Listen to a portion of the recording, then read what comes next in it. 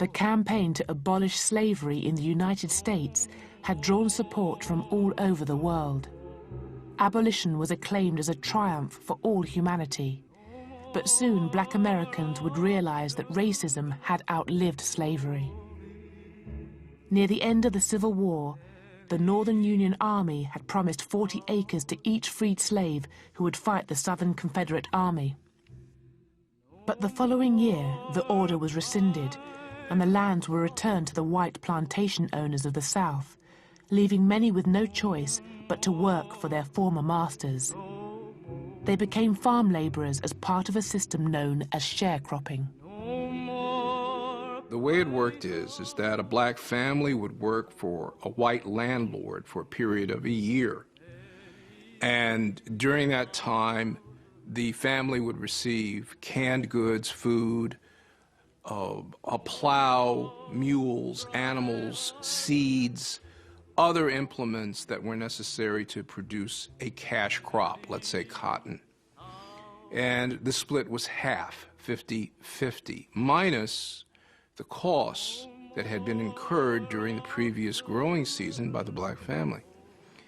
And what usually occurred, since the black household did not keep the books, blacks owed more money at the end of the year to white families, and so the debt was rolled over. Blacks essentially never got out of debt. After the Civil War, the 13th and 14th Amendments to the Constitution outlawed slavery and extended the vote to adult black men. But in the South, these hard-won rights were thwarted. What they did was to find ways to black people from voting. They created literacy tests, basically. They said, or other exams that you had to pass in order to be allowed to vote. And a white person would show up and they would be asked, what country is this? And they would say, United States, go ahead, vote. And then a black person would show up and they'd first of all see if they could read. And if they could read, they would then ask them a question like, what is the third phrase in the First Amendment governing religion? Which, of course, most white people couldn't have answered either. By the end of the 19th century, the Southern states made it legal to offer so-called separate but equal services to their black citizens. These laws denied black Americans equal access to public amenities, such as education and transport, turning the United States into a racially segregated nation. Soon, millions living in the land of the free found themselves trapped by the Jim Crow system, named after a vaudeville act that ridiculed black people.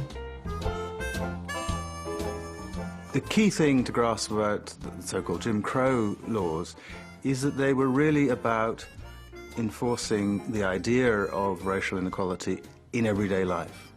And so there were laws that explicitly governed things like where black people could sit in buses, whether they could stay in hotels, which hotels they could stay in, whether they could eat in the same places, and so on. But also around them was a set of practices of everyday life which were not legally enforceable, but which reflected the very same ideas. So, for example, black people weren't supposed to look white people in the face in the street. I mean, if there was not enough space on the pavement, the black person was supposed to get off. Or in the end, if you looked in the wrong place, if you did what was once called reckless eyeballing, if a black man looked at a white woman in the wrong way, he could end up being lynched.